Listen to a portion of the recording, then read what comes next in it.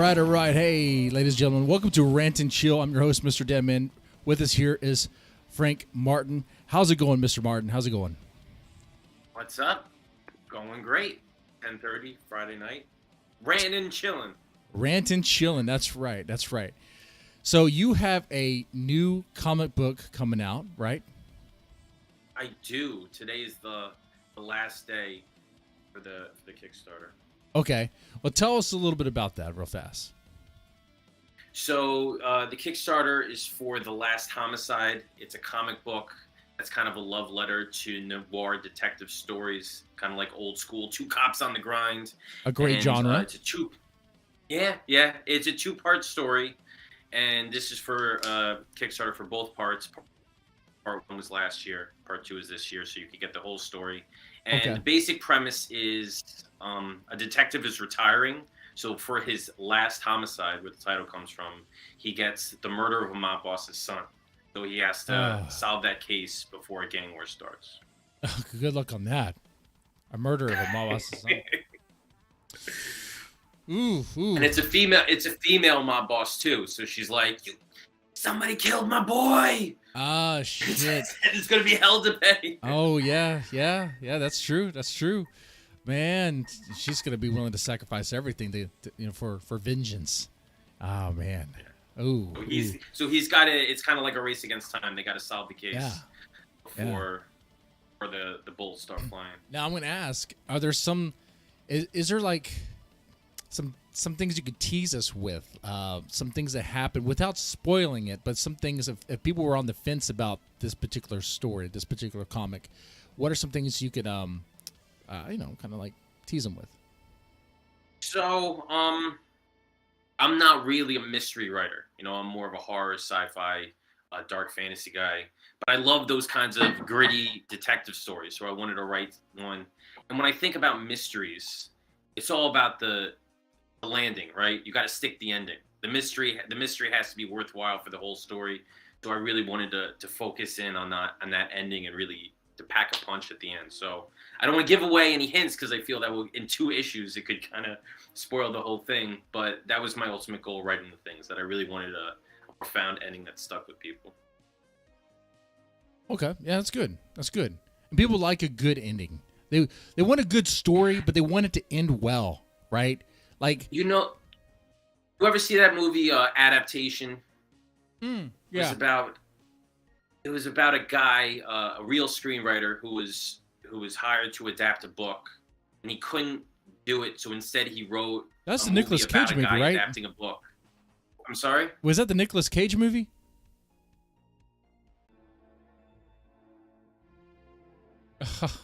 All right, you there? Gotta love technology, right? I know, right? Okay, that was super duper. Oh man, it just dropped. I was like, for a second, did somebody unplug the gateway? Like, what happened there? But no, it was plugged in. It just took a massive shit. Okay, let's talk about good endings. People like good endings. They like good stories, and they want to pay off with a good ending. Well, we were talking about adaptation, and I went on a whole long speech, and then at the end of it, I kind of looked at you. I'm like, he's not saying anything back. No, normally I would say something. You were frozen.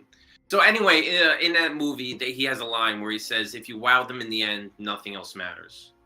It's basically like you could have a shit movie for 98%, but you got that 2% that's just amazing at the end. That's all people really remember. And how do you feel about that? You think that's true? You think that's right? I think there's a grain of truth to it. You can't have a 98% of shit, obviously, but if you do have I think a good ending, people can forgive a lot during the movie if you kind of like blow them away, because that's what they're leaving with. That's going to be the most recent thought in their mind. So I don't think it's a hard and fast rule, but I think there's a little bit of truth there. Yeah, I could see that. I could definitely see that. Okay. So the other thing we're going to talk about here tonight on Rant and Chill is PORNSTARS. Being that as I understand it, Martin, do you want to present your argument? Argument? So I'll bring in this argument with a story. Okay. All right. So I'm talking with some friends of mine, and people we ended up going to high school together with. Well, not with them, but people they went to high school with. They were saying, "Oh, did you know so and so?" Talking about a female, a woman, says, "Did you know she was in a porno?" And I was like, "That's kind of cool. You went to school with somebody who was in a porno." And they said, "Yeah, I can't believe I went to school with a porn star." I was like, "Wait, hold up a second. You can't just be thrown around that label. Like, okay, adult film actress, maybe, but porn star is a title that has to be earned. You know, you can't just star in one X-rated film and all of a sudden you're on the same level as like Jenna Jameson. It doesn't work like that, you know." So Okay. So basically I said my thesis is that the term porn star is thrown around too liberally. No? Okay. So the term porn star is thrown around too liberally. It's too loose. We're too loose, fast and loose with that word, with that term. Yeah, I think so. Okay. All right. Well, I'm going to argue that no, actually anyone can be a porn star. You could be a porn star, okay, if you want to be, all right? You're laughing because you agree with me. You have a sex tape of you? You have a sex tape you filmed with your boyfriend? Maybe your husband? Or maybe some guy on the side? Who knows? Maybe it was a girlfriend. I don't know. Guess what? Put that out there. You yourself could be a porn star. We get into that. So, yeah, I suppose let's get into it real fast here. I mean, Mr. Martin, what does it mean to be a porn star? What? I mean, that's a very good question. I thought when we brought up this topic, I thought about it for quite some time, longer than I probably should have. But I think that there's a hierarchy, and this should be a testable theory. You know, Okay. You should be able to come up with this. You should be able to come up with a hypothesis. You go out and test it, and you come up with a result. So I figured if you go around like a porn convention, right, and you poll people, and let's say 7 out of 10 people recognize the name, I think that that's the threshold to become a porn star. Name recognition. Okay. Yeah, being a porn star is about celebrity. You know, movie star, it's a celebrity aspect. So you got to have that fame, you know? So name recognition is a good symptom of that fame. Okay. All right. So have to be known, have to be recognized, have to have that name there.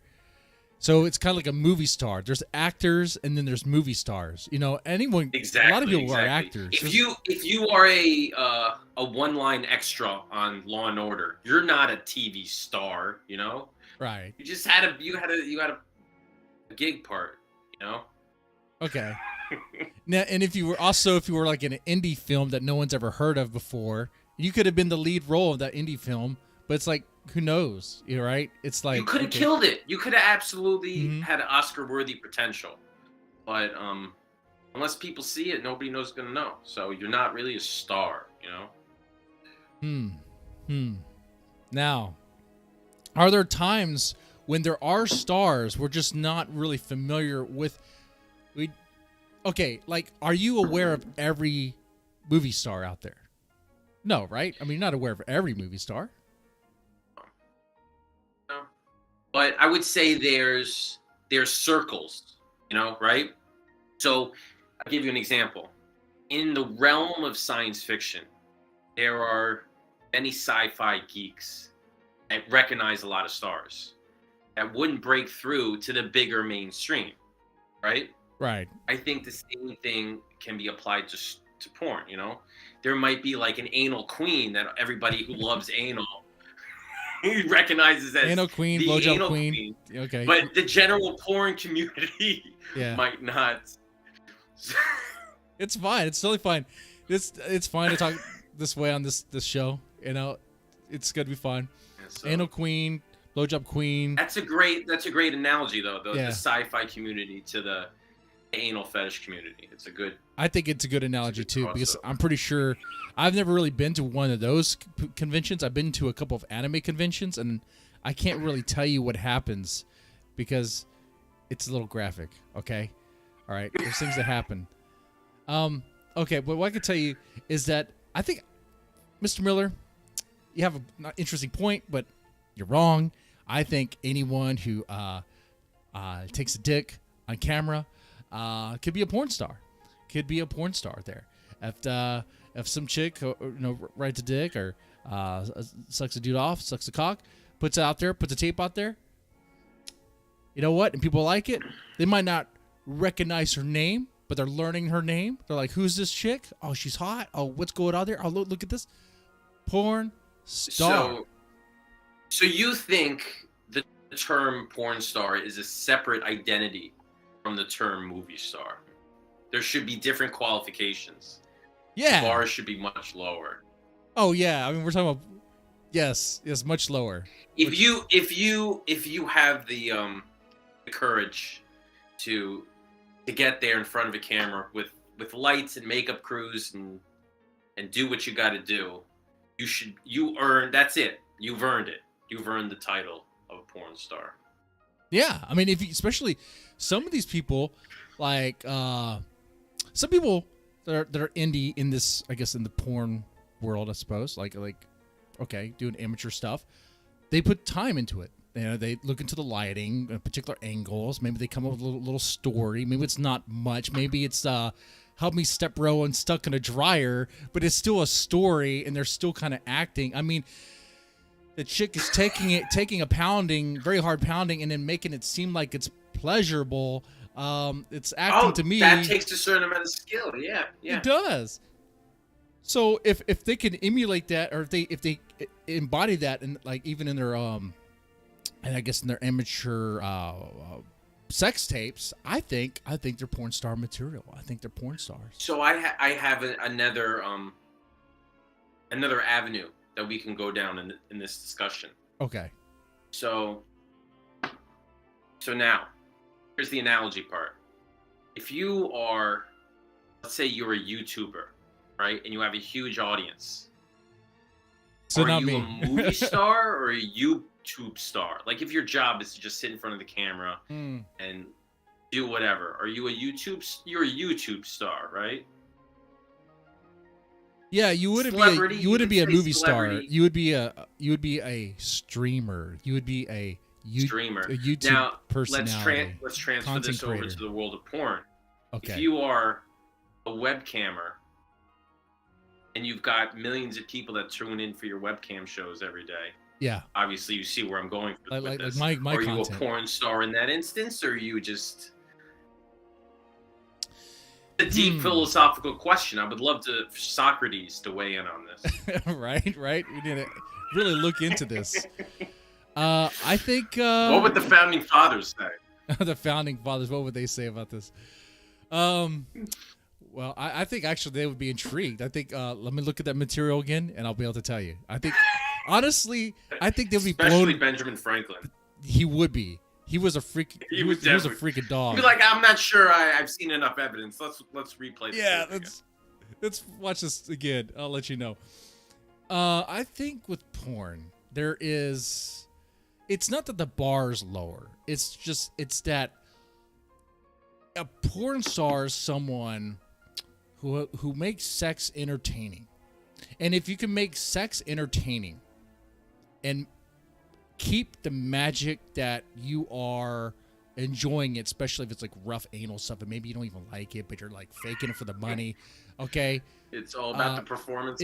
It's performance. There's a lot of performance in porn. So if you're able to do that, then you are a porn star, okay? I'll agree that not everybody can be a porn star, but I think that some of these like OnlyFans chicks and webcam chicks, I think they could be porn stars. I think they're porn star material. Here's another question, separate but related question.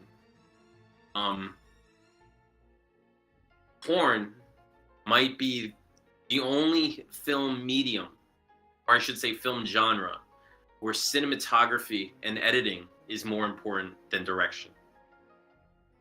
Yeah. I love you had to think about that for a second.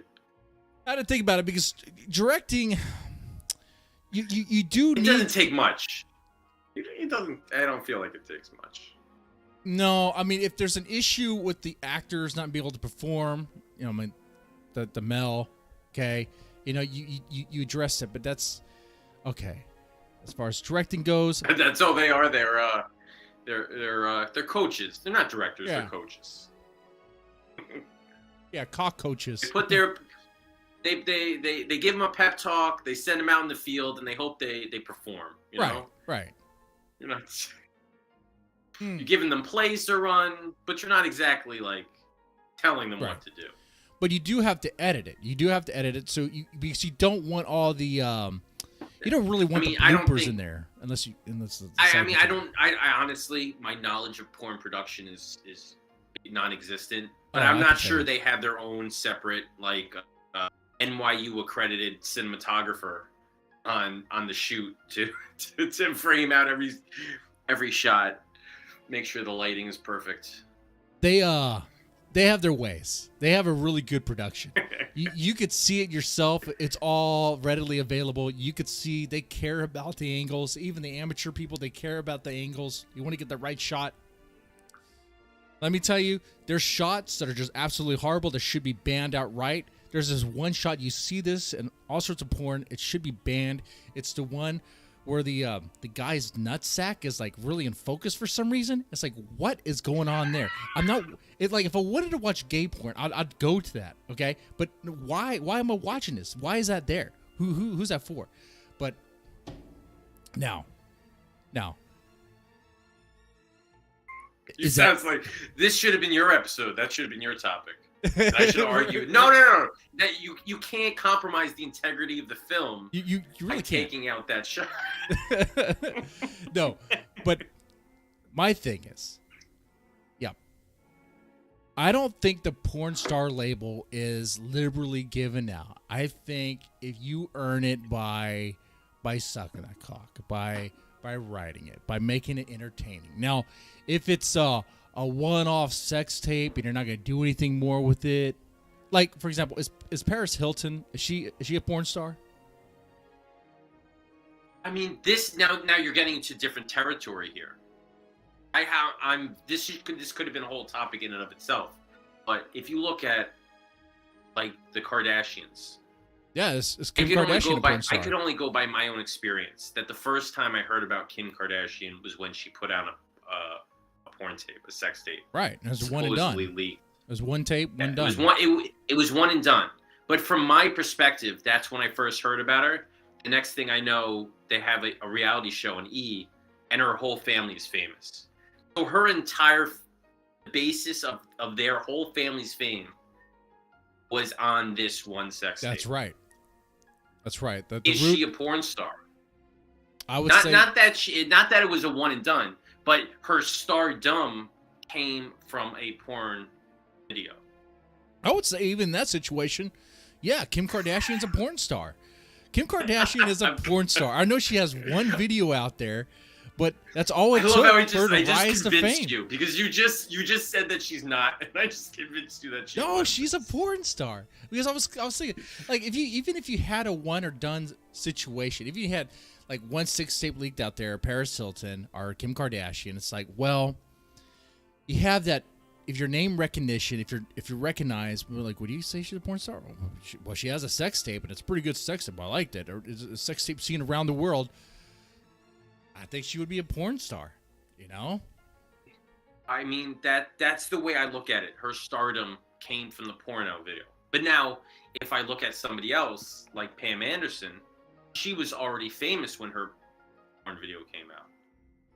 So I would not label her a porn star. I guess it's a case-by-case basis. You got to look at how. Yeah, she was famous with Baywatch. Yeah. So I was like, I don't think it's the same situation. It was put out there, I feel, against her will. And Kim Kardashian, I mean, people could, I don't really know personally. People could say that it was accidentally leaked and she feels embarrassed and ashamed by it. But I feel it's kind of coincidental that Was it? that happens, and the next thing I know, her entire family is worth like $1 trillion. Well, I mean, that's a pretty good victory there. I mean, to be like, she's embarrassed that it was leaked, but all those billions, man. It kind of makes things kind of nice. But even with the Pam Anderson, is she a porn star? I mean, Well, my criteria is very low. My criteria is, hey, she has one video out there. I think so. I think she'd be a porn star. If she has one video out there, the name's recognized, she would be a porn star. But mine is it's a case by case basis. There's no hard and fast rule. You gotta look at all angles, no pun intended. So, but what would be the noteworthy porn stars? Do you have any in mind? Any names on? So, if we were talking about, again, going back to my hierarchy, I think that there's adult film actresses, and there's porn star, but then there's a level above that. It's kind of like a Super Saiyan 2. It's a porn. Like it's a porn legend. Ooh, okay, like a. Now, so remember, going back to if you go to a porn convention, you poll 7 people and they all know the name. Now, if you walk down the street and you poll 7 people and they all know the name, that's a porn legend. People that have no interest in pornography whatsoever, if they can recognize the name, I think you've reached a level of a porn legend. Porn legend there, and I agree. This has added a whole new dimension to the conversation. I'm curious about this hierarchy because you mentioned Jenna Jameson earlier. Like, I think she would be porn legend, right? She would be porn legend. Yes, I thought about this the other day. So we got Jenna Jameson, porn legend, possibly Lisa Ann. Yeah, because she did Sarah Palin in that video, and she broke very through to the very mainstream. Convincing Sarah Palin, very convincing. I was like, damn. Yes. Another one that's big is Stormy Daniels. She might not be the best adult film actress, but she found herself in a situation that catapulted her to a different level of fame. Okay. That's where my basis for the classification comes from. Is fame. It's name recognition. If you could just walk down the street and just ask any random person if she recognizes or he recognizes the name, and they do, that's a. See, I like this. I'm curious about this worldview here because it's a stark contrast to what I'm presenting here. Okay, I'm like black and white. No, there's no hierarchy. They're all porn stars. But I like this. So explain. There's a different level. More, yeah. It's like there's a whole thing. So we have the legends. We talked about some of the legends. Now, and then there's porn stars, and then there's I guess adult film, and adult film actors. Okay. So people that are doing okay, you're the MILF next door. Am I blowing your mind right now? You are. Okay, your neighbor next door, the woman who lives next door to you, she could have an OnlyFans. Okay? Would she be an adult actress? Yeah, she's an adult film actress. She's a freelance, essentially. Okay. What's her name so I can find her OnlyFans? I'm just joking. No. Now, what if she only does photos, though? Is she still an actress? Same. Or is a model? I mean, then you could say adult film model because she's not really acting. Yeah. Okay. All right. It's a model. Okay. Different occupation. Okay. But here I'm presenting. Oh no, she took some nudes. She did a little video. She's a porn star. she's a porn star. She's not a legend, but she's a porn star. I don't think anyone's gonna take my side on this one. That's okay. That's what we do here. Okay. But those are the 3 names I came up with as legends. I'm sure there might be others, but okay. Well, on this topic, and then there's. Oh wait, are we still good?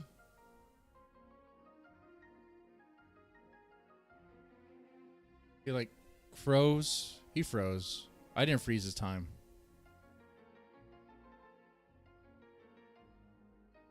I'm still moving. He froze. Frozen in time. It's his neighbor next door. Heard him talking about him, leaking her OnlyFans. Want to keep that private.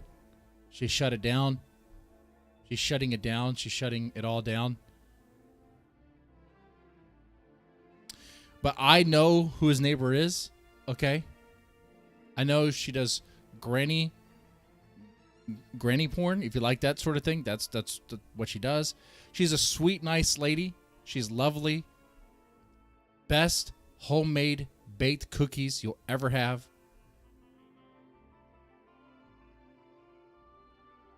But he froze. I'm not sure what happened there.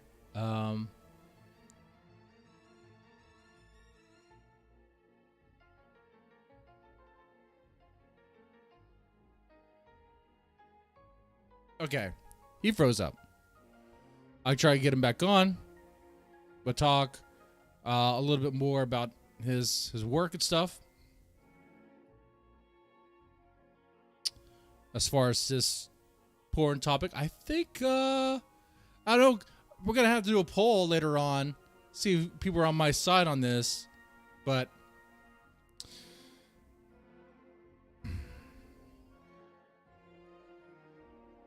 all right. Let me see.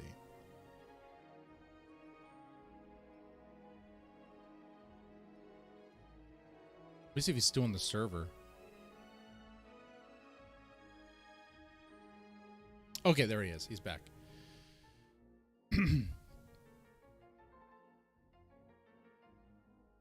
Okay. I'm sorry. I shouldn't have brought up your neighbor. That was very rude of me. I think she heard and she cut you off. All right. Quite possibly. All right. But I will say she has some great content. Okay. The grandma that lives next door to you, great primo content. Grandmas are big now. They really are. Well, she is a big lady too. There's that. All right, but I wasn't gonna shame her that way. You had to bring it up. Shame on you. I'm.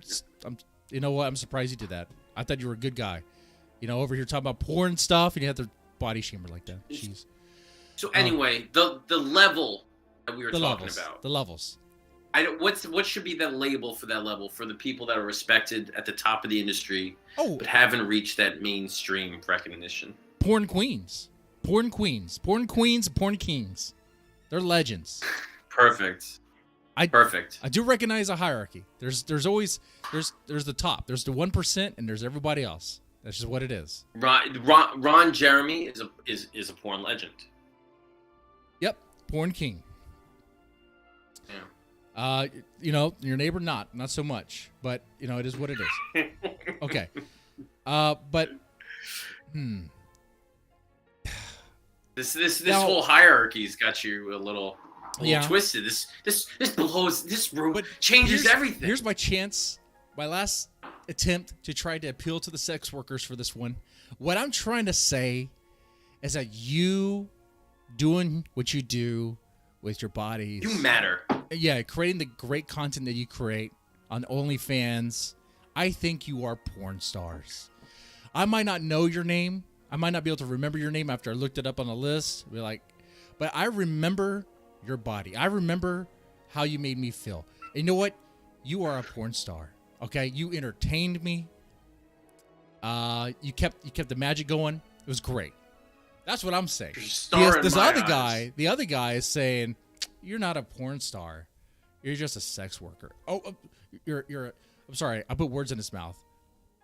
There's nothing wrong with that. It's an honest day's living. That's right. There's nothing wrong with just honestly going out there. And why does everybody have to be a star nowadays? You know, can't you just do a job and be happy with that job? We live in the Instagram world where everybody needs to see eyes on them all the time. Like, can't you just make your videos for your 6 or 7 fans and just be happy with it? You know, we're all stars here, though. You know, we're all stars in the dope show. Okay. We're all stars in the adult show. That's what's going on here. We're all stars in the porn show. All right. Now, this is going to be a short. I think this is going to be a short rant and chill because I don't know what else about this topic. because I've just blown away every one of your arguments. No, because I think it's very simple, cut and dry. That if you produce porn, even on OnlyFans, that you are a porn star, and I'm not gonna say otherwise. That's very mean. That's very mean, and I'm gonna appeal to that. And what I will say is Frank Miller. I say Frank Miller. Jeez, Frank Martin. Sorry. You could call me Frank Miller all you want. Frank Miller's are great. If I'm ever on that level, I'll be happy. I actually wanted to segue to that. Like, what got you started with the writing and comics and stuff like that? Like, what was your path on that? So, I've always liked writing, just like writing short stories. Elementary school, middle school. I sucked at it, but it was my passion. I enjoyed doing it. And during that time, I enjoyed reading comics. It wasn't until I kind of got into college that I thought, I like writing, and I like reading comics. Why don't I just kind of mash the two together? And writing prose is easy. You just get in front of a computer, you could just start writing. But with comics, if you don't know how to draw, you can't really do it yourself. It becomes a whole process, and it seemed daunting to me. But after a while, I was like, screw it. I got to just kind of dive in and figure it out. And it's been rough. The learning curve's been steep, but I feel like I'm in a groove now. I'm producing a whole bunch of different stories, different genres, getting them funded on Kickstarter, got a little fan base, so I'm enjoying doing it. Yeah, I've definitely noticed that. I backed your one of your. I don't know if this is your first project, but one of your earlier projects, the Ordinary Monsters. This one here, I backed this. That was my one and only prose book on Kickstarter. It's really nice, and it was a relaunch. So that book came out earlier, and okay. I decided to relaunch it with fresh content, new cover, new editing, and stuff. So no, it's really good. And I'm kind of weary on backing people because I don't know if they're going to fulfill or anything, but you absolutely did. So I hope everyone who backed you feels like you're a man of integrity, that you will definitely fulfill that, and thank you. You'll actually deliver. My 16th campaign, so I do about 5 a year. I've done 5 a year last year, and I'm going to do 5 this year. So yeah, it's kind of what I do. That's pretty cool. And there's even a comic in this one. It's like a short little comic. It looks really nice. There's two. So basically, the premise of the book is one half is a vampire story, and the other half is a werewolf story. And then after the stories, there are 2 short comics of werewolf versus vampires. So on the werewolf side, the werewolf wins, and on the vampire side, the vampire wins.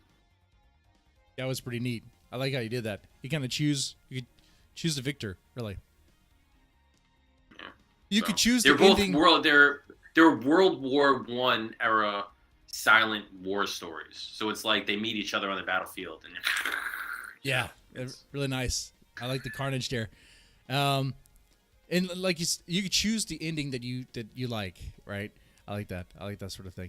But you said writing to a comic is pretty, I imagine, pretty difficult. I mean, especially if not really one who draws. Do you draw the comics, or do you have somebody else who draws them? I don't draw anything. Okay. I work with artists pretty much across the board, and because I work on so many different type of style projects, I'm constantly working with different artists. So, horror, sci-fi, crime noir. I try to find artists that fit that mold, that style. Okay. And how's that process? Is it difficult to write? Because how do you know what's going to be used? I mean, when you're writing it, you have a picture in your head how it's supposed to look, but I guess you got to trust that the artist shares that same vision.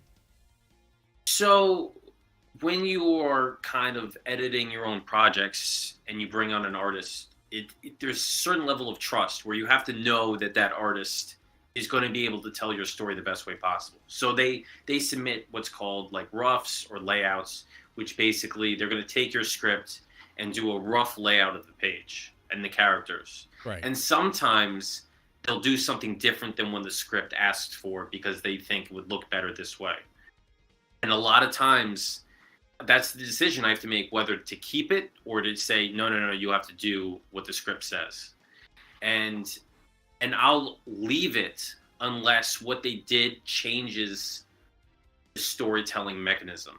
Unless they Okay. change the story or the way the story is delivered, I will leave their interpretation of what I wrote simply because I want it to be a collaborative process. Right. Right. Okay, that's understandable. Kind of give and take there. I want them to be able to put their signature on the work. Right. Right. Because So that it's not just me cracking the whip saying, yeah, that's fair. "Go, artist slave, draw what I told you." Yeah, that sounds fair to me. I mean, the artist is an artist himself. I mean, him or her, and they want, or whatever pronoun they have, right? They could, they will have their own version or idea of what you may want, what will look better, and if it suits you, if you guys are on the same page on it, then it's like, you know what, this works. It doesn't change the story mechanic. It doesn't really compromise the plot or anything like that. Okay. That's cool. So That's cool. I mean, that's why comic creating, especially if you're working with a team, is so much different than prose writing. When you write prose, you're the boss, you're the dictator that gets to decide everything that's on the page. Where with comics, it's a collaborative process. So they might have you're battling with some egos. Sometimes an artist and you clash, and it's a struggle to create a work. Other times you just have a great working relationship. You can kind of intuit what the other person wants, Right. and you feel it's a much better production process than others. I can see that. Now, what about those? Let's talk about the last homicide real fast. About that, what about anyone who would say that it might be kind of cliche that the crime noir has been done quite a bit? Like, is there something new that story brings to the table that you think would be worth their while? Something new. So I think the point of, I mean, it's obviously a new story. It's a fresh take. It's me doing my story of crime noir. But the way I pitch it is that no, I'm not putting any spin on it, because if you look at comics is in a state of kind of hyperactivity at this point. Everybody's mashing ideas and genres together. It's like a detective story, but it's on a spaceship. Or it's a detective story, but all the characters are dinosaurs. Everybody wants to try to up the ante and craziness. Yeah. And I'm like, for this, I'm just going to do the exact opposite. I'm just going to narrow it down, bring it right back to basics. Back to the basics, do yeah. a hard-boiled pulp noir detective story. I'm not going to try to throw in any time travel or clones. This is going to be just two cops on the gritty street dealing with mob bosses. And because people, a term that gets thrown around a lot now is superhero fatigue. Everyone's so fucking tired with all these superhero stories. And one of the pitches I did for the book is, if you're feeling a little superhero fatigue, this might be a nice shot to wake you up a bit. Yeah, honestly, I'm one of them. I kind of tapped out with anything to do with Marvel. I like the She-Hulk thing. I haven't seen it myself. Not anything due to whatever it's about. I tapped out on Marvel a while back. I'm done. Like, I don't really care for superheroes anymore. it's. I love it. I'm a fanboy. I watch everything. But I understand that, like it gets to the point where it's like, if you're not really into it, it becomes a chore, like to just follow everything, Yeah. Yeah, and kind of see, well, actually for me, it becomes like, okay, I see the formula of this. It's very formulaic. Yeah, I can kind of it's very where formulaic. Go, a lot of it's very formulaic. And that kind of takes me out of it. Like, if I'm reading something or watching something or listening to something, and I can already kind of predict where it's going to go, and it's like pretty accurate, and I'm like, well, then, I mean, all right.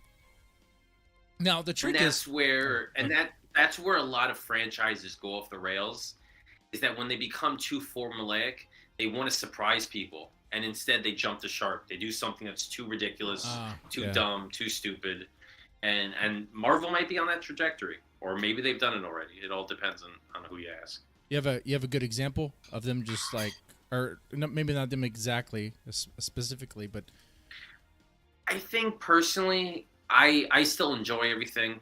I don't think that they've really done anything too crazy. Some people might think that they have, but I've been reading Marvel comics forever. The MCU is kind of what I've like always dreamed of it being. You know, when the X-Men movies were coming out and the Fantastic Four movies were coming out, I always hoped that they would interconnect. And now that they're finally doing it, I'm just kind of like enjoying it all. So okay, that would get me back into it. If I could see like some, because they're all Marvel characters, but you know, before they were like, well, Marvel owns it, Sony owns it. Well, now Disney pretty much owns all of it, except for I think it's what Spider-Man. Or I mean, I don't Spider-Man is a weird one in that they kind of like Sony owns them, but they realize that they suck at it, so they're kind of like lending Marvel some of their guys to make movies out of. So, but we'll see. I think they're trying to bring X-Men in. They're trying to bring Fantastic Four in and phase out, like, I guess, Captain America and Iron Man. They're trying to have a new generation. But it's tough, you know? It costs. I can't even imagine how much money they have tied up in production. Right, you know? right. But it must be trillions of dollars. But going back to what you said about The Last Homicide being back to basics. So back to basics, crime noir. It's not going to really surprise you with anything in that regard. If you like crime noir, you're gonna enjoy this for what it is. I hope I surprise you with the unfolding of the story. Yeah, that is. But I'm not. I'm not going to surprise you with any sort of genre. You know, I'm not going to have any genre-breaking event in this thing. If you like Sopranos, if you like The Wire, if you're into that true detective kind of crime noir genre, that's it. That's where we start and that's where we finish. Yeah. I can see that. See, that sounds good to me. That sounds really good to me because that's my pitch. In order to say I'm going to bring something interesting or new, screw that. I mean, for me, like I said earlier, like sometimes I end up checking out if it's too formulaic or predictable. But a lot of stories have been what's it saying that pretty much every story has already been told before. They're just being retold. But if you can keep me into it, like with good storytelling, with good characters, good dialogue. Here, have a comic here, so nice illustrations, slick design. Okay, then I don't mind if it's predictable. I'm enjoying it, right? Like I'm a fan of a lot of movies that are very predictable right from the beginning, but it's like I enjoyed it all the way through and through because it's like it was fun, it was entertaining, I equate stories a lot of time to roller coasters. You can see the flips coming or the ups and downs coming, but it doesn't mean you don't enjoy the ride. Right. So that's good. I like to think a lot of times one of my storytelling idols is Danny Boyle. You know who he is? Drawing a blank right now. He's a director. He's done the sci-fi movies Sunshine, 28 Days Later, Slumdog Millionaire.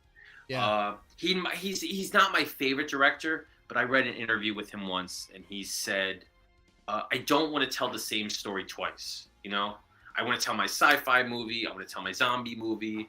I want to tell my drama movie. I'm going to tell different things and never try to tell the same thing twice." And that's how I feel. When you have Ordinary Monsters, which is a werewolf story, a vampire story, I might tell more stories about werewolves and vampires, but I don't feel the need to. Those are my werewolf and vampire stories. Last Homicide is my crime noir story. This is Frank Martin's take on crime noir, and then I'm gonna move on to something different.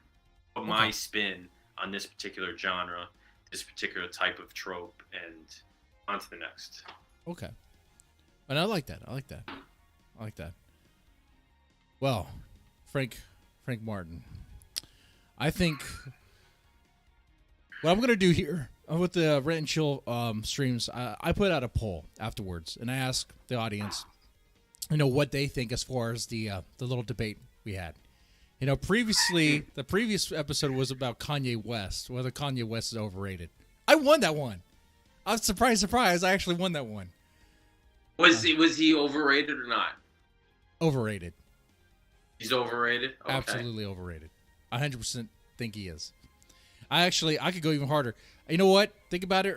I don't think just grabbing samples and turning that into something interesting. I don't know if that's music, but that's a whole other thing. I won that one. This one I'm probably going to lose, but we'll see. But anyway, Mr. Martin, thank you so much for coming on Rant and Chill to talk about your book, or your comic, Last Homicide.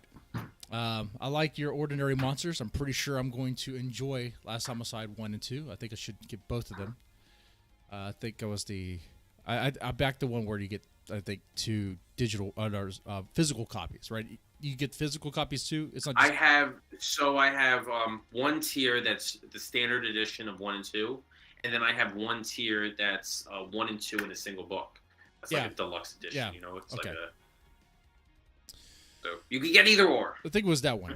So anyway, thank you so much for coming on the show. I hope you had a good time. Hope you enjoy this. For everyone listening now, thank you so much. And y'all take it easy. Adios.